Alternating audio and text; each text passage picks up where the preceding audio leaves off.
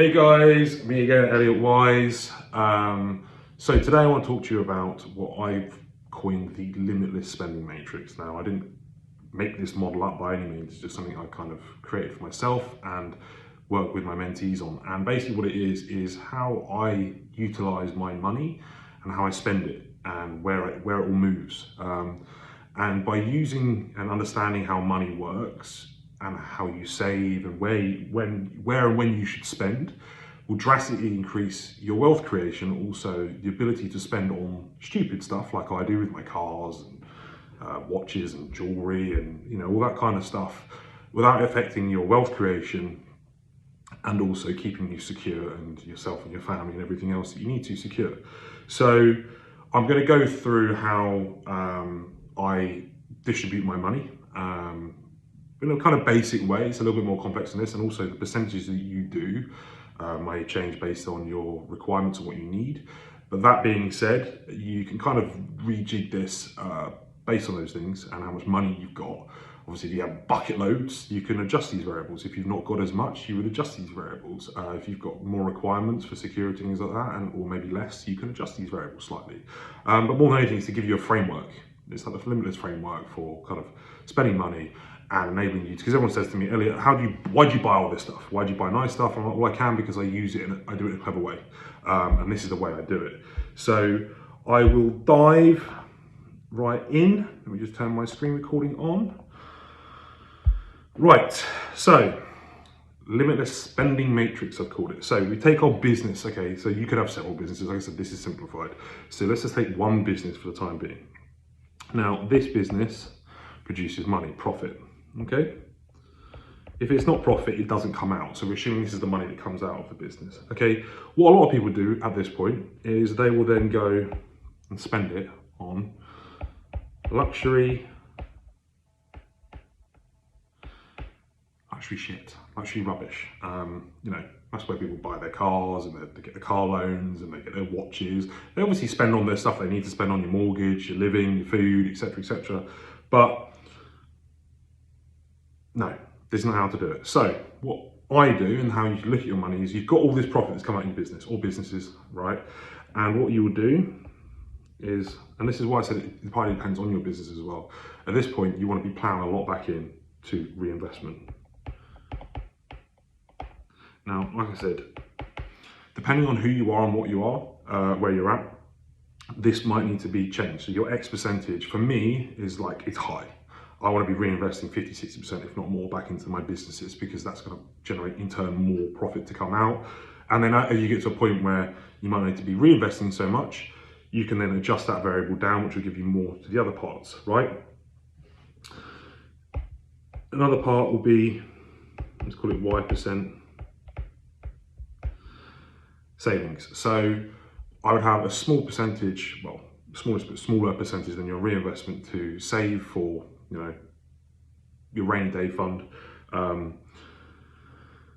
which is things that are kind of unaccountable and things like that. So, it could be just a small percentage going to, it could be a pension, could be, just saving in your bank balance, whatever you need to do might be put into, I don't know, something savings wise. That's entirely up to you, but it needs to be some form of savings that you're building.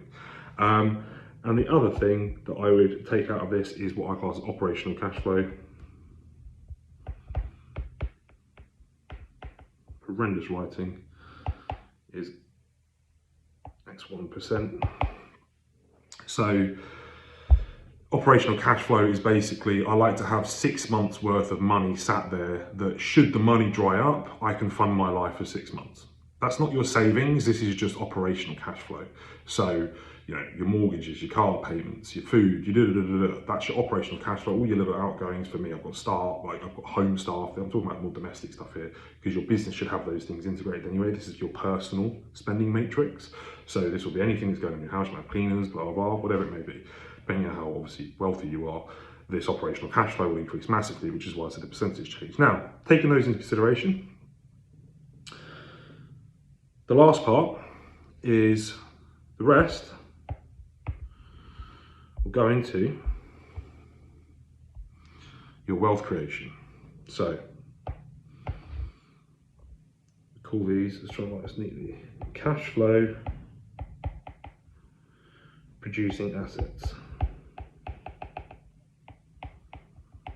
Okay, sorry if I disappeared there for a second. I was trying to write this well. It's cash flow producing assets. So all my spare money will then go into, for me mainly, it's development and rentals, buy-to-lets, that kind of stuff, commercial leases and things like that. So they basically pay me money. I put my money in and it pays me monthly income, dividends effectively, from that asset, which is producing me cash flow. Now, these, like I said, could be properties, could be shares, because when you own shares, you get dividends based on when shareholders' payouts are. It could be other businesses, but I would say they need to be passive.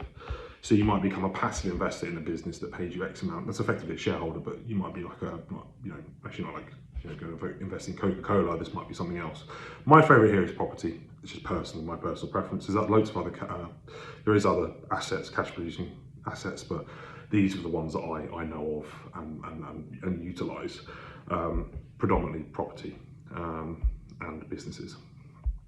So from here, this then pays out your passive income.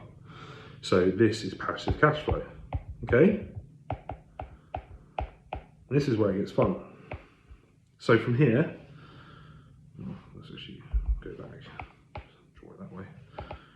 So this is when I would start to have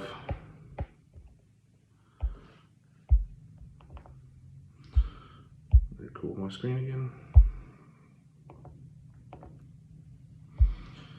So this is when I would have savings, security, building your net wealth. So out of this, you can just put money aside. This is your security. This can be like, I like to use the extra money from here, and this is going to be X% for just building your savings, building your net wealth. You can invest in more passive cash flow, but the idea being here is you take a percentage of this and you put it aside. This is just building your bank balance basically for whatever reason. Now, if this is building at a nice rate, the bit further up here where we have savings down here, you could possibly reduce that right now and then have more going to be reinvested into your business, help speed this whole process up, right? So if your business is doing better, this whole process gets better because there's more and more money coming through. And obviously the better assets you buy as well, and the smarter you are with investing in cash flow producing assets, the more money you have to put in there, the more passive cash flow that comes out, which is ultimately what you want. And then we're gonna have X percentage of whatever you want. Cars, watches, holidays, treating the missus to a bag, or a missus treating their husband to a watch or whatever. Whatever you want.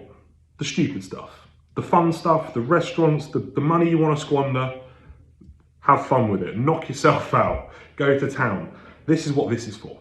You've already got your savings built up, you've got passive cash flow going back in, your business is being invested into. This means that you can play and have fun.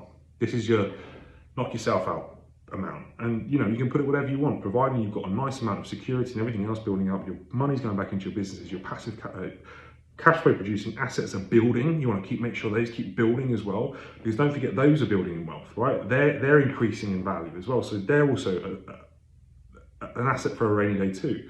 So you get all these things and variables right, you can have fun. And that's how I use this limitless spending matrix to buy things that I want.